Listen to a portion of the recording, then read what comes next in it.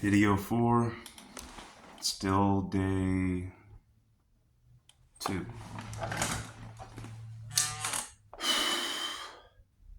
It's 12:15 p.m. and I'm not feeling too hot.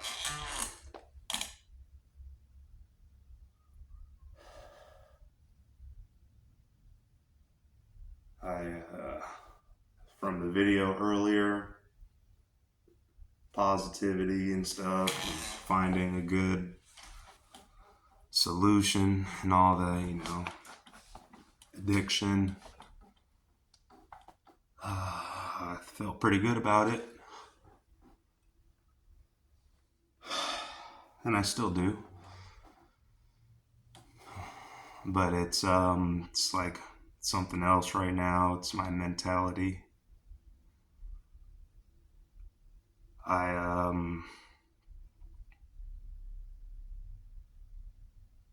feel like my brain is being slowly melted.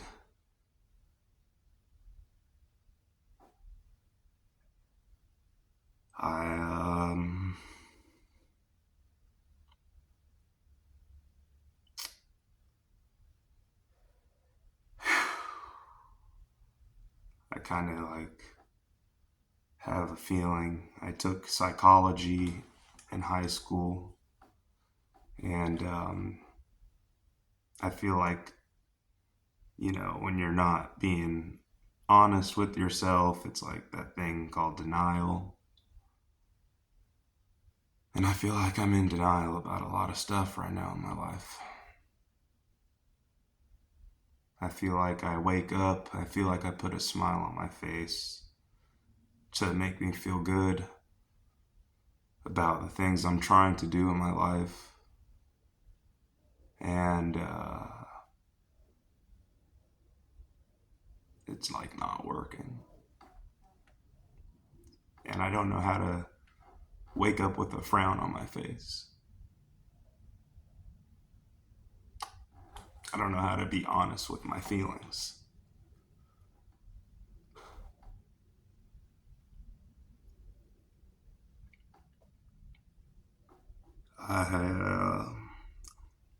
For my first video, it was a hard day. I don't feel like that's it's on my mind. I don't feel like going away. But even now, it's like I'm trying to do this. I don't feel like that though. So why?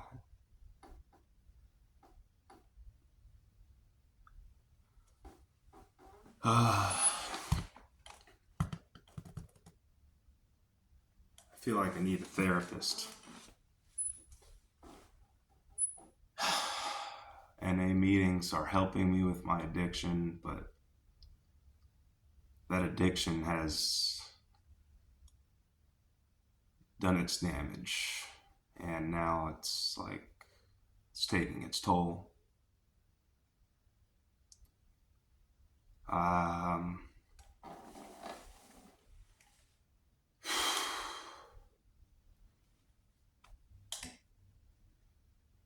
Why do I feel like smiling all the time?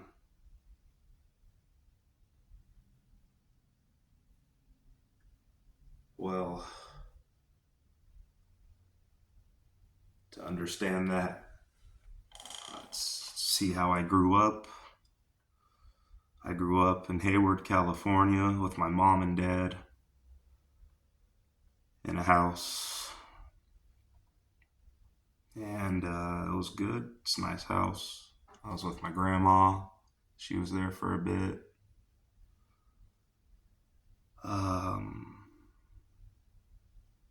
Growing up, 2 years old, 1 year old, mom and dad separated. And I don't really remember the separation, but I just, I remember good times all from those early years. Being in the house with my dad, he showed a lot of love to me. Wasn't really angry. My mom, she showed a lot of love. Wasn't an angry woman or a mean woman.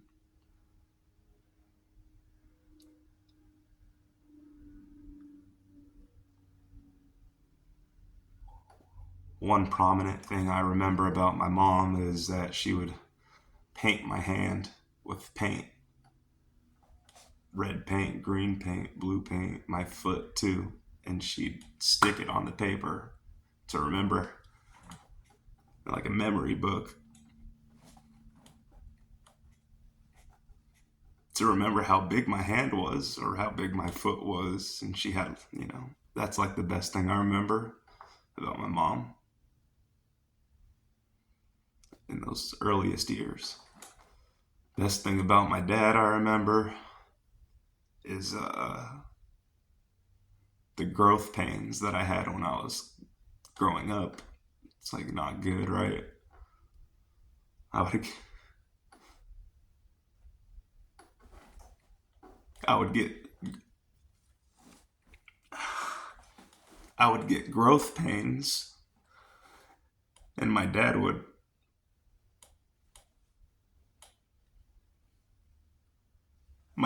rub cocoa butter on my growth pains, and he'd make me feel better, man. He'd hold me in front of the heater, and that's the best earliest memory I have of my dad.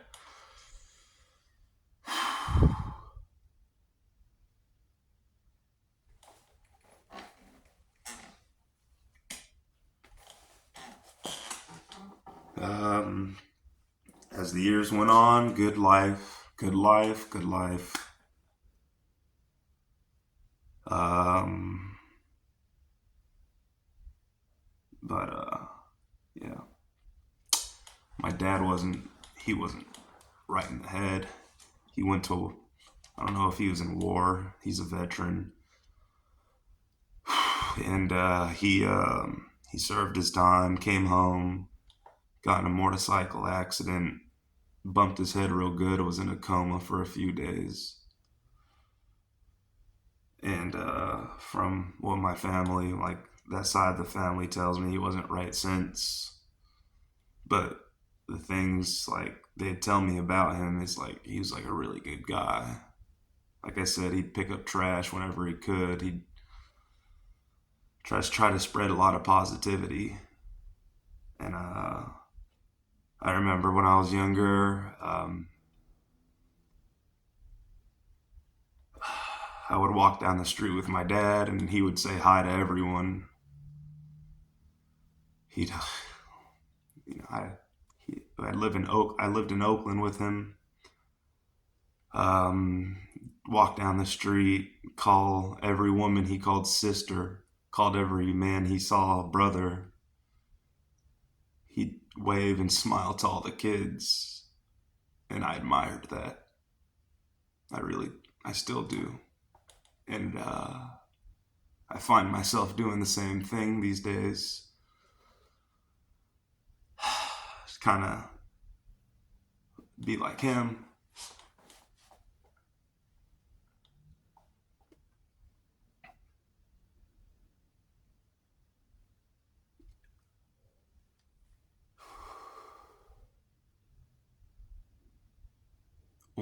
Let's see, you know, as the years went by, middle school, elementary, I'd go from my mom and dad's house.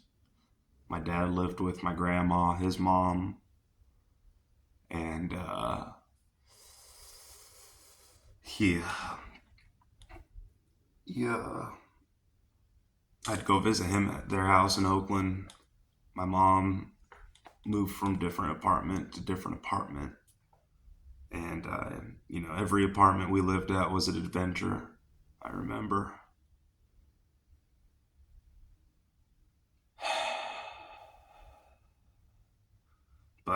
It's like, as I said, time passed, going to middle school. I lived in a place called the Pink Duplex, we called it. Nice home. My mom remarried to a cool guy named Alfredo, Italian dude. And, not having a real, good father figure for myself, I'd look up to him, and all he was nice. If you ever met the nicest person in the world, you find Alfredo out there, and you'll see what a nice man looks like. So,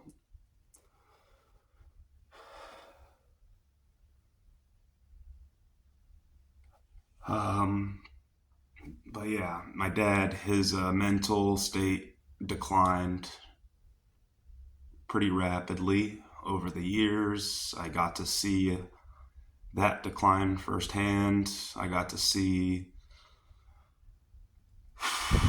my mom in tears trying to pick me up from in front of the house. Because he wouldn't let me go. He'd be like, "No, you're staying with me." And I'd be like, "Okay, I was just a kid. I'm gonna listen to my dad. My mom wants me outside." I never knew what I had to do. And, a lot of those situations ended up with my mom having to call the police to have my dad taken into custody so I can hop in the car and go back home like nothing happened. I don't remember crying at any of those situations. The police tackled my father one day in the kitchen, and my grandmother would yell, and I just stood there. I didn't cry. Because I didn't know what was happening. I just knew I had to get in the car with my mom so I could go to school the next day like nothing happened.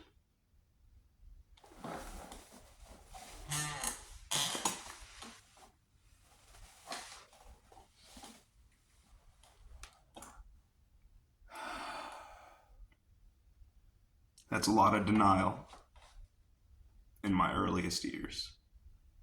And I'm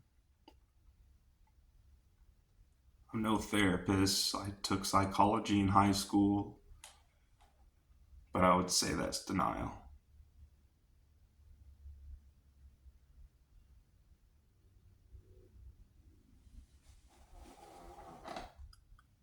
Right now, um,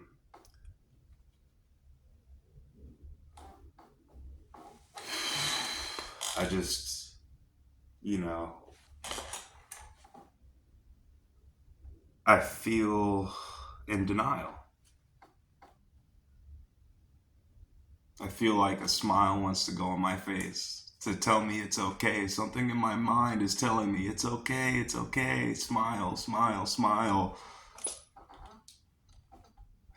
But like in my logical mind is telling me everything but it's not okay. Stop being in denial. Be okay with not smiling. And when I tell myself that, it's like I want to smile. It's weird.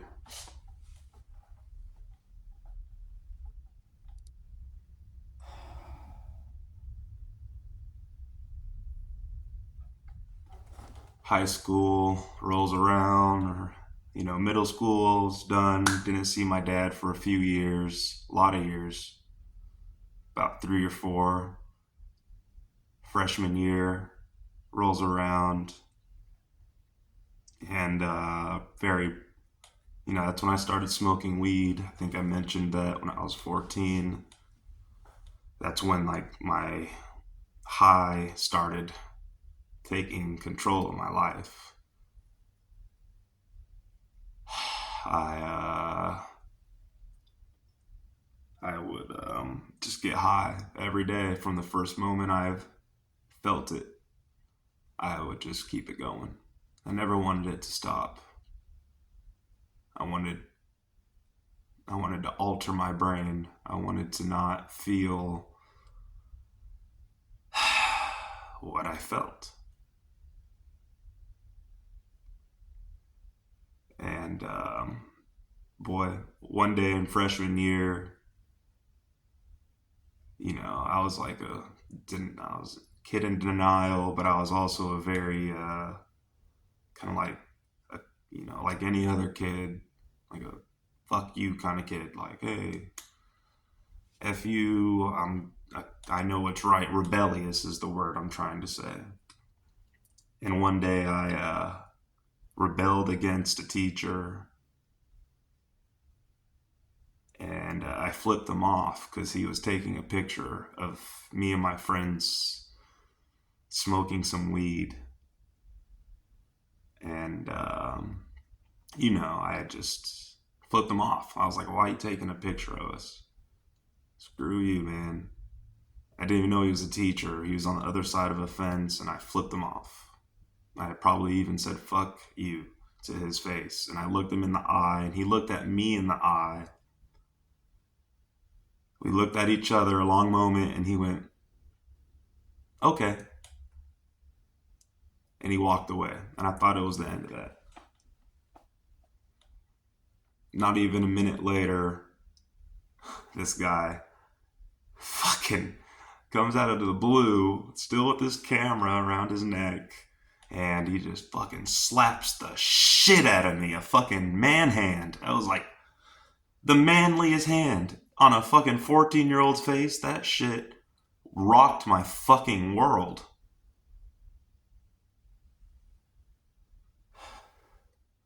And I didn't cry because I was with my friends and I was just in awe. I was stunned. Some guy seen that. They're like, what the heck just happened? Why'd you do that? And a woman was there. Oh, why'd you do that? I'm calling the police, she says. And, in his face, he knew he was wrong when he did it. But I also knew I was wrong. I was like, he did that because of me. I didn't cry.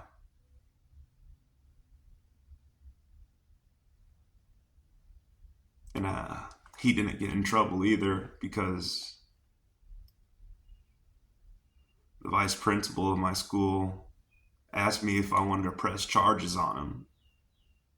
But before I could answer, before I even knew what all this really represented or signified, he said, if you press charges on him, he's going to get in real trouble.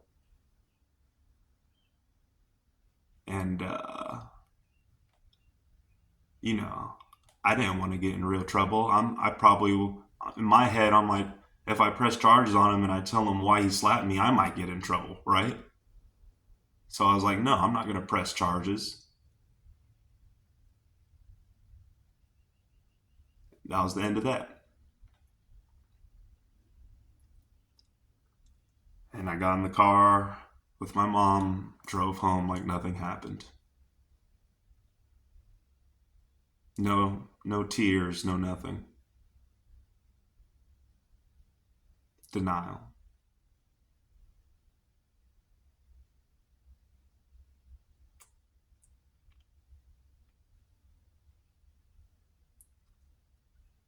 I, you know, still in that time of my life, I believe my mom and stepdad were still together. Like I said, my stepdad was a very, very happy, very good soul. He was nice 24/7. Um, but, it's like I admire that when people are nice. It's like, hey, I want to be that.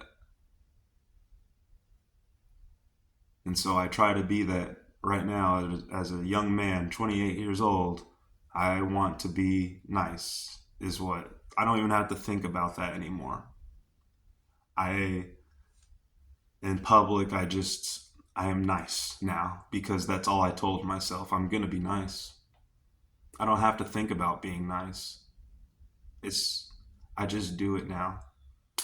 But sometimes when, you know, you can't be nice all the time. It's has to be leveled, the scales.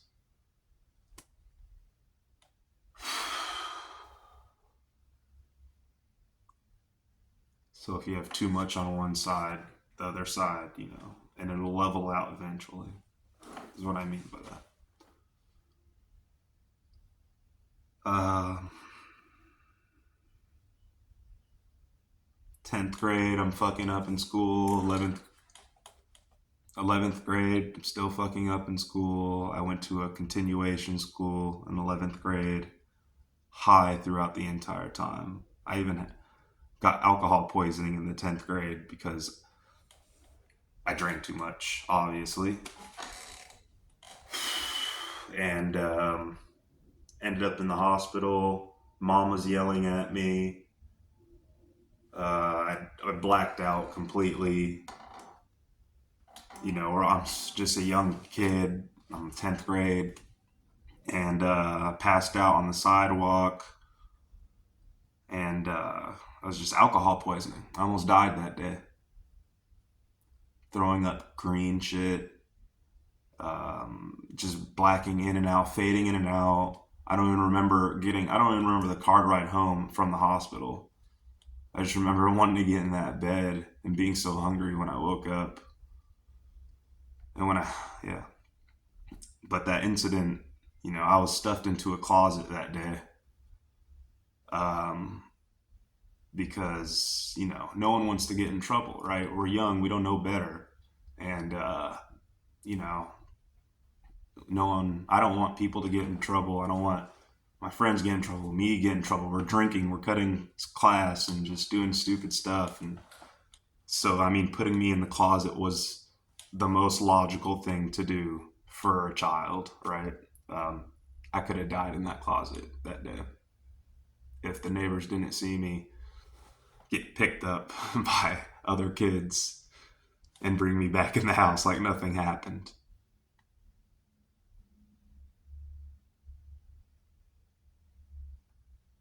When I woke up the next day, I didn't know what happened, so I didn't even act like nothing happened.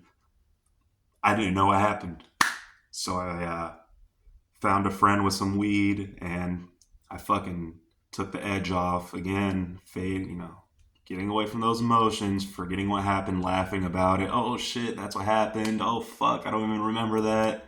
Laughing it off. I don't have to say it. Denial.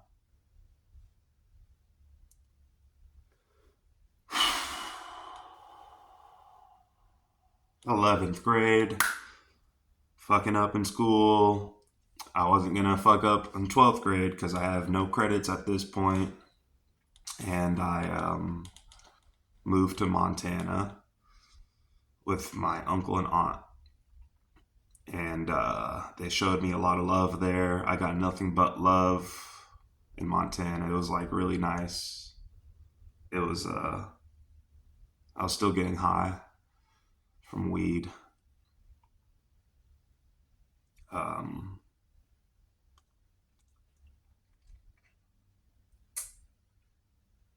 yeah, but it was also the first time I tried the harder stuff too in that place too. It's like, I tried it for a week. I was like, nothing about it. I don't like it. I'm not gonna do that ever again. Pills and all that. Tried it. Oh yeah, feels good. Not for me. Weed's cool. As long as, I got something in my system. As long as I'm numbing it out, it's good. Um, Throughout my high school, I got my diploma in Montana, but throughout high school, I was a big, throughout in both, my old and new school, it's like I got introduced to stealing. And I don't know what I got from it. Of course, like no gratitude, but it's like at this point, I'm not, as a young kind of guy, I'm not worried about being nice right now. I'm just with the crowd and, um, stealing was just something that, I am guilty of course.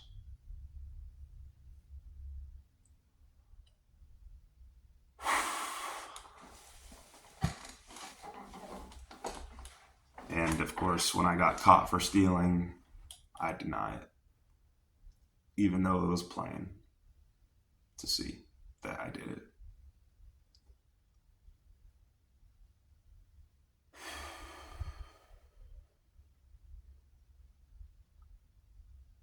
Got my high school diploma,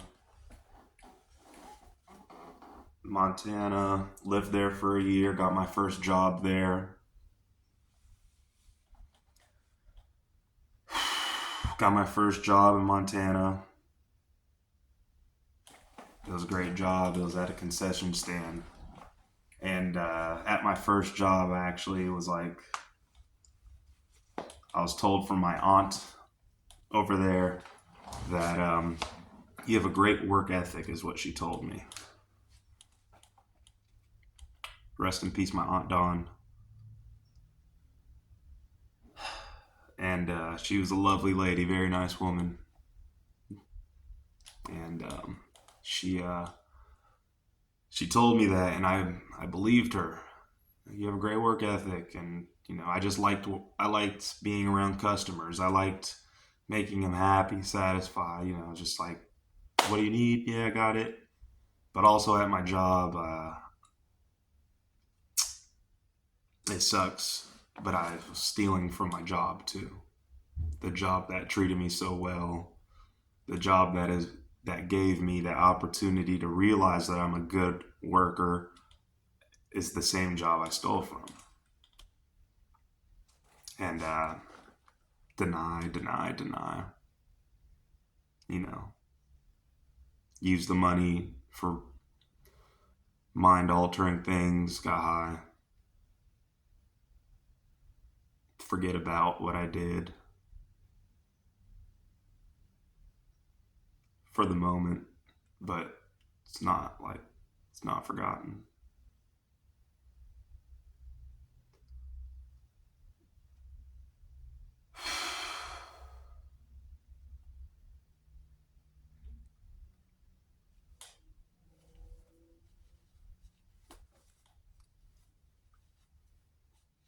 At this point, I think I'm like 20, and I'm not going to go into full logistics of everything. Um, but I'll kind of like just pick out the things that I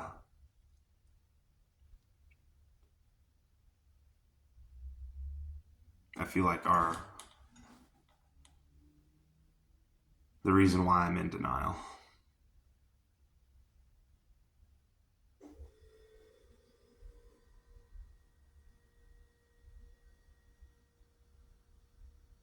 I flew back to California after that job in Montana.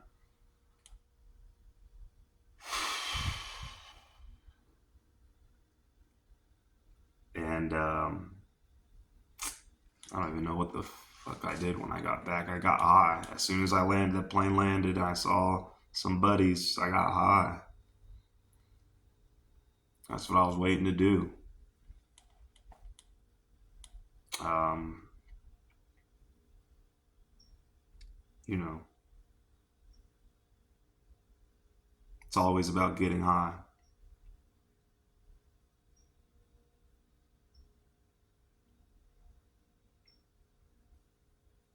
I would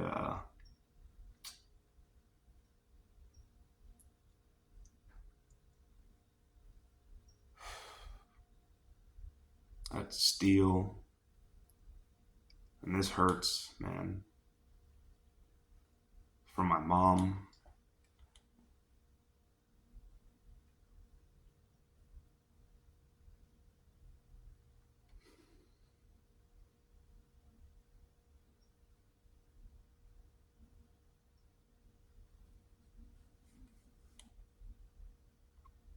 To get high.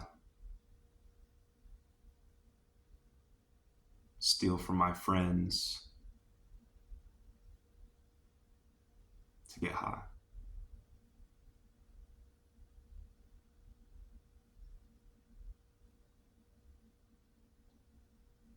And I, of course, deny it.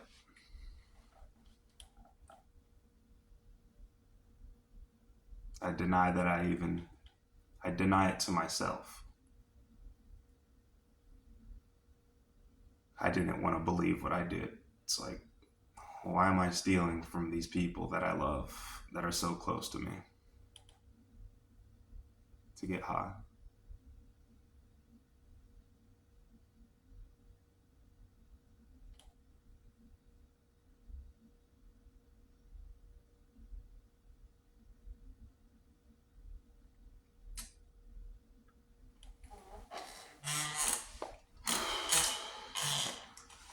I went in.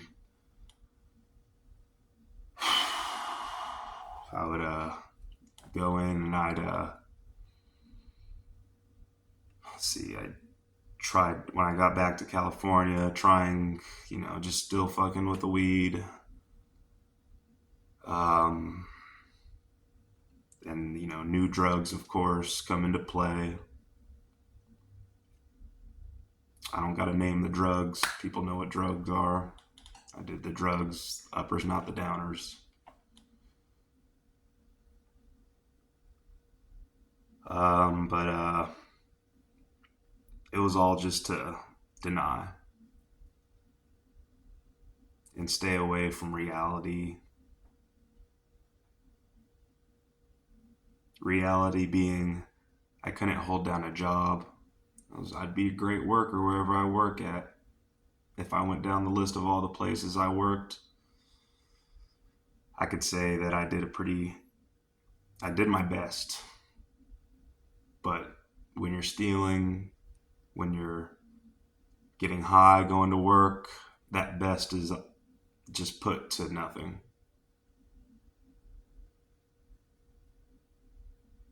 It's like you could do your best at work all you want, but if you're just denying the fact that you're going against the company's ethics and standards, it's like your hard work's just nil. It's none. Obsolete.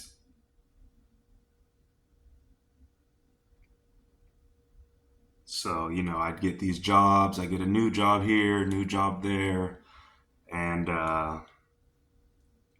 fuck up after fuck up after fuck up. And, that wears down when you're just constantly, like, leaving your job because of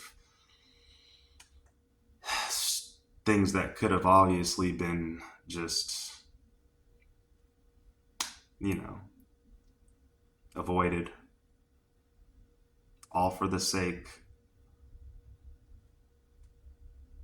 of altering my mind.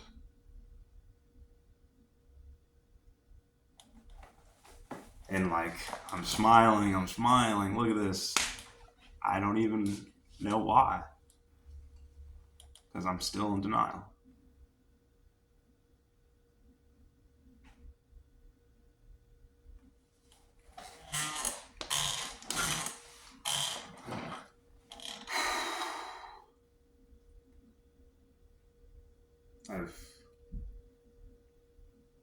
I've stolen cars. I used to steal cars. I have a felony probation. I have a felony count on my record. 7 of them. Yeah, 7. But it was like the day I got caught in a stolen car was like I was high off of weed, high off of other stuff. I was high. No excuse. I got pulled over. Not pulled over. I was in a parking lot. And I thought today would be a different day. Well, I didn't think that when the cops got me, but when the cops came up to the car and said, "Get the fuck out the car," like 7 cops. Get the fuck out the car. I was like, okay, shit. This is a stolen car. Come on with me. You did it. They're automatically think I'm like, oh no, the driver, I was in the passenger seat. And I was like, no, the driver's somewhere else. And I denied it, blah, blah, blah, all the way till, I have the handcuffs on me. He goes, where is he? What's his name? What does he look like? I made up an imaginary person just so I can get out of that situation right then and there. I did not want to be in that situation as anyone else. But, he puts me in the back of the cop car. He's like, well, buddy, we're going to have to take someone to jail. I was like, well, fuck. I'm the only one that can be taken to jail right now.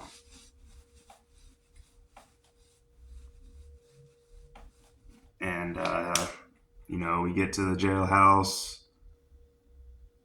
And he's before he got out of the car, the cop, he was like, man, why don't you just be a man?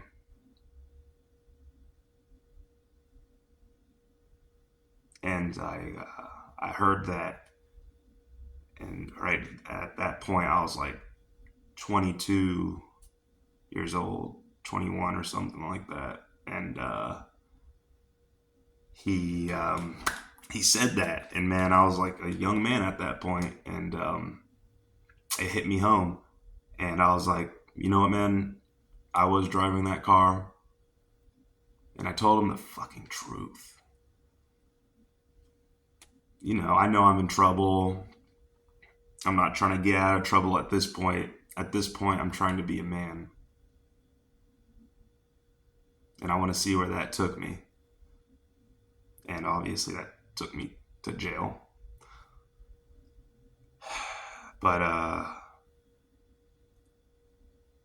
was like pondering. I was in a jail cell waiting to get transferred out to the bigger jail. And I was like, pondering that night before we went out to the next jailhouse. So I was like, fuck, does that make me a man if I just owned up to what I said?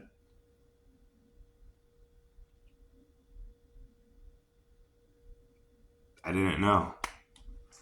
So the next day, some investigators came out and they questioned me about some stuff. I already had in my head that I was going to tell them about some other things that I've done. Other cars I stole and stuff. And, they're like, jackpot, we got them. But for me saying that stuff, again, not to get out of jail, I'm thinking maybe I could get some charges dropped since that. But, I knew I was going to jail. And,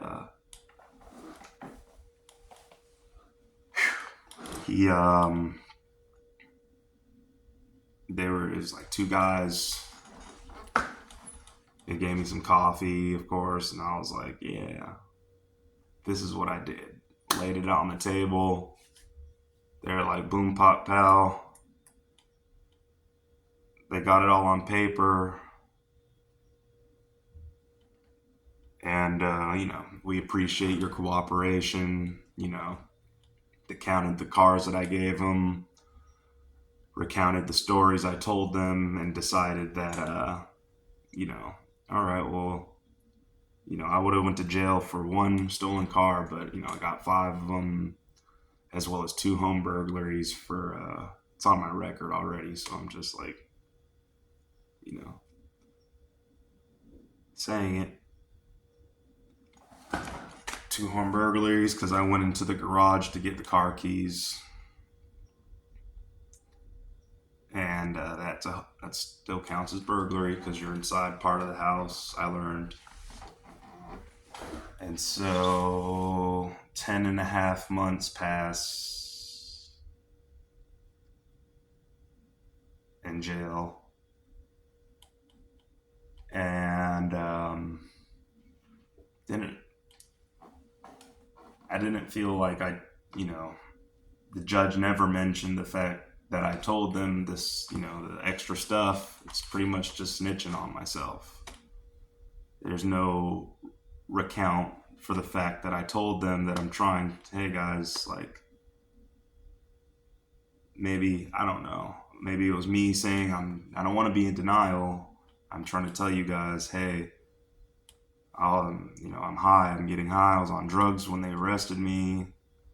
Can we do something about this? But it was up to me to do something about it after I got out, and I didn't. And that, I guess it hurt. Like, appreciation, I'm sure they appreciated it. I'm sure they were like, okay, well, at least he fessed up, and at least we got a name for the people I've stolen from, and at least they could get like their restitution, and which I did pay over a course of like 3 years. I did pay off my restitution, but I paid it back sometime starting in March of 2021 when I got sober.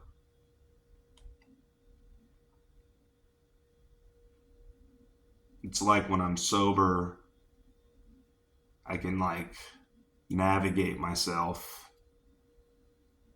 correctly. And navigating myself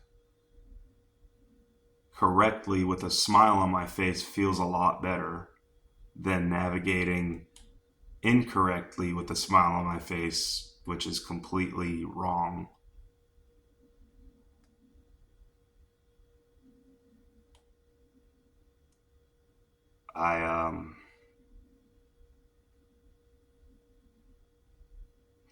At that point, after jail, not getting, 10.5 months, it was always put off 1 month, come back next month to court, come back next month to court, all the way to 10.5 months. And it was like really, it was kind of like just like we don't care if you told us the truth. You're a criminal now. So deal with it. So I mean, like, that's not like what I expected, obviously. In jail, I was clean for like 8 months. And, found mind altering substances. But I was sober for 8 months in there. And it was like some of the best moments of my life during those sober months. I found out that I enjoy working out in jail. I never worked out. Well, I used to box in high school. I worked out for that. I got my butt kicked once and didn't really show back up to training or practice after that. But other than like those 5 months of boxing, 4 months of boxing, I never worked out ever. Never any sports, nothing. But in jail, it's like working out is a must. I mean, you don't have to, but if you don't, then it's like you're kind of bored. So I just found with the mentality of, I'm going to make myself a man, I'm going to spend this time, whatever it takes. I don't care if I'm in here. People are scaring me while I'm in there. You're going to be here in here for years, man. You're going to get sent off to prison 2 years at least. I was hearing a whole bunch of different things. I didn't know what to expect, but I'm like, it doesn't matter. I'm going to get myself bigger. One thing I had in my mind was like getting my chest bigger, because I had a picture of my dad holding me when I was a kid. And man, it looked like he was wearing a big ass shirt. He was holding me like this, but I don't even think that shirt was that big. I could see it in his arms. My dad was kind of like a skinny kind of dude. Like I said, he suffered through that motorcycle accident before I was even born, and so like working out wasn't a must for him. And he was like just like his arms were skinny, no chest. I remember just seeing he was like this or something. He had nothing, and I was like, Dad, you're a man and all that. I love you, but I I don't want to be like that. I want to kind of show my masculinity a little bit more than that, than the way he did. You know, he showed his masculinity in ways that I can't even comprehend, of course, through maturity and all that good stuff. But for me, in my mind, I saw that picture. I was like, bro, I'm going to be a man in my own way, of course. And I was like, workout, workout, workout, workout. And I remember one day after like 3 months in there, 4 months, I fucking got done doing like 500 push ups. Not straight. I was like 5 push ups, get up, jog in place, 5 push ups, jog in place, 5 push ups, jog in place. And at the end of it, do 100 sets of 5, that's 500. And man, that was the first time I hit that number. And it was time to hit the shower before we go back and sell. And I was like, dude, fuck, I did that. I never done anything like that. At this point, 3-4 months in, my chest was actually showing, triceps. And I was like, dude, I can do it. I could fucking do something I set my mind to. Holy shit. And I just started, no one saw me. I was in the shower because I just started crying, bro. I was like, damn, I could do something good for myself that isn't getting high. Well, not getting high isn't good, but I could do something else for myself that isn't mind altering and doing me something good. And that was like the first time I've ever. No, that was the first time that ever happened. And that's, I believe, why I started kind of sobbing by myself there. I was like, dude, holy shit, I'm not high right now. I'm just drinking water and eating food. And, when I got clean in February on the 22nd, I was, I was like, okay, I'm going to get back on that. February 21st, excuse me, on the 22nd. February 22nd, 2021, right? I was like, okay, I'm going to get back on that routine. I'm not in jail right now, but I'm going to get on that fucking routine. And I'm going to see again where that takes me. And I fucking just started doing pull-ups. I couldn't do like 2 or 3 pull-ups at the beginning of that year. And I got myself up to like 10, 12 pull-ups in a row.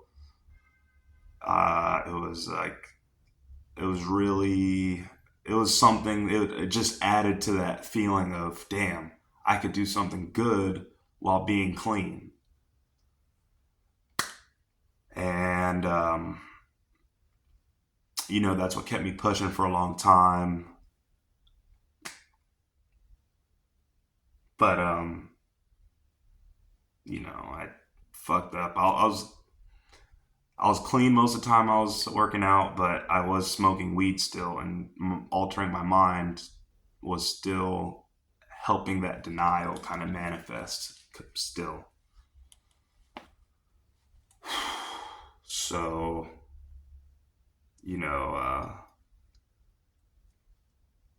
going backwards once again, I know I'm jumping back and forth, but I'm just pointing out the most important things, helping me to see why I just want to smile when I shouldn't. So, excuse me for just back and forth.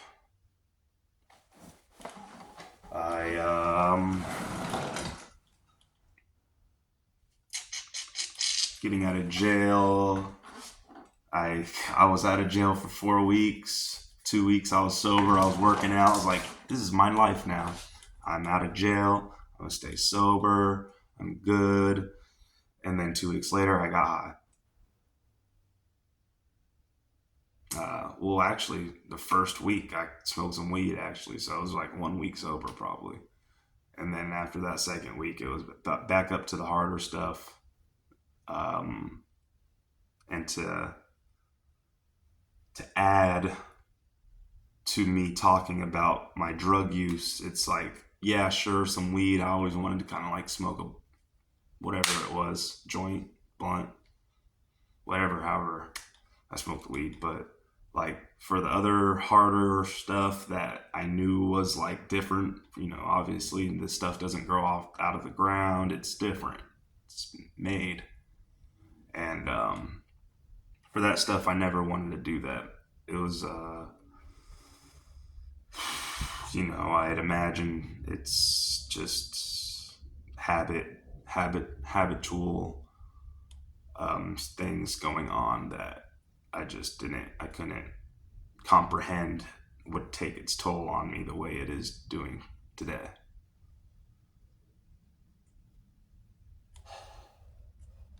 And so I was back in jail after a month, get out for like, I was in there for like a week, maybe two, get out, go back to jail, get out, go back. I don't even know how many times that shit happened, but that shit happened all the way until 2020 or no, 2019. No, 2020 in January was, I think, the last time I was in jail. And I got out, and I was just, as soon as, at this point, when I get out of jail, I'm not thinking about doing good. I'm just like, got to get back on it. I'm like, smoke my whatever it is, and just get back on it. Because, like, at this point, it's like, what's the point? What's the point? I'm just going to get a job. I'm going to probably go there high. I'm fucking up. It's like, it's a cycle. It's a cycle. And I was on a vicious one. And, like, I'm getting arrested, encounters with cops. I'm high. I'm trying to run away from the cops. I'm paranoid now. I'm thinking, like, oh shit, I gotta steal to fucking get some money so I can go get high. And so I'm like paranoid because I'm trying to fucking find something to steal, and at the same time trying to look out for cops. And I'm like, dude, it's a bad fucking cycle. If anyone is watching this, which I don't know, all the way to 53-minute mark, that's struggling with cycles of drug abuse, of thinking there's no way out of something, some situation, because you think you need to get money just to fucking keep your high going, just so you could continue your fucking bullshit shit, then stop.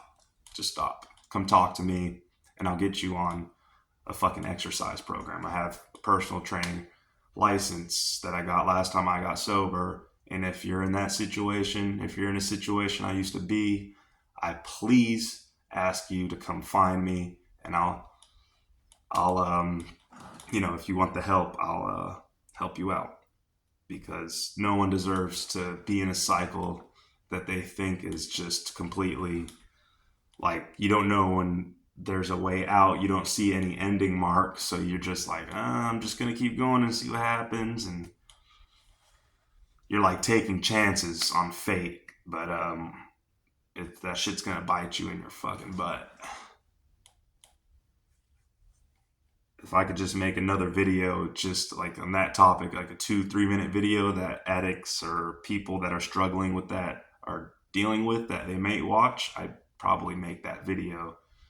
But yeah, hopefully that person who's struggling watches it to the 53-minute mark, going to the 54:21. Anyway.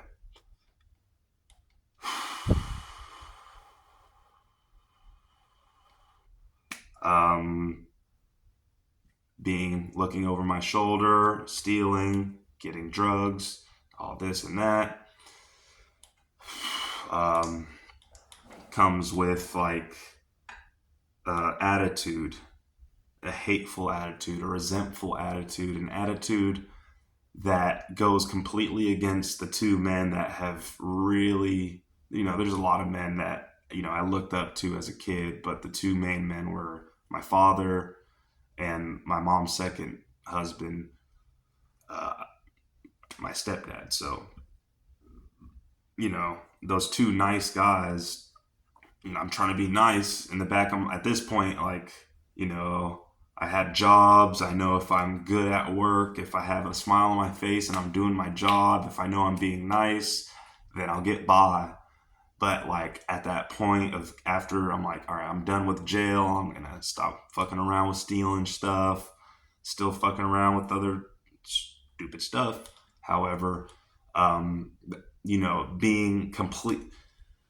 being in complete denial about the things that I'm doing, that being mind altering substances, while at the same time trying to smile and be that go getter kind of like fucking everything's okay, smile time kind of guy. It doesn't fucking mix. And since that doesn't mix, since, I go home, I'm getting high, I'm fucking doing all some fucking weird, just shit. But at the same time, trying to go outside of my house and act completely against what I'm fucking doing, that caused a lot of resentment to myself, a lot of hate to myself. It's like, I don't have to think that I'm hating myself. No one wants to go out every day. I fucking hate myself. Fuck this. I kind of was, actually, because I knew I shouldn't be doing drugs. However, that knowledge of me doing things that aren't compatible together is what kind of made that hate resonate and boil and get fucking hotter and hotter and hotter, and that resentment. And I fucking, after a while, I couldn't hide it.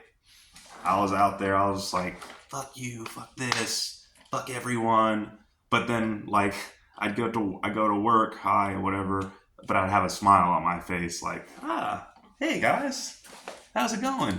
When really, I just get out of work, get high, fucking be an asshole, be a doucher, acting like I hate the world, when really at the bottom of my heart, underneath all the fucking drugs that I've put on top of it, I'm like, I'm trying to be nice.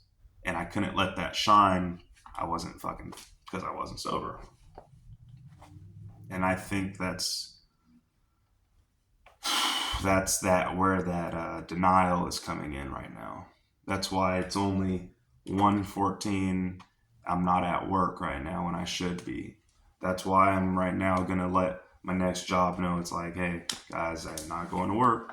But there's better things going on for me as far as the future goes. There's better things going on for the future of life itself in general. The world will keep spinning, and the sun will shine tomorrow. God's will. So that's it for this very incredibly long video. I will see you guys next time.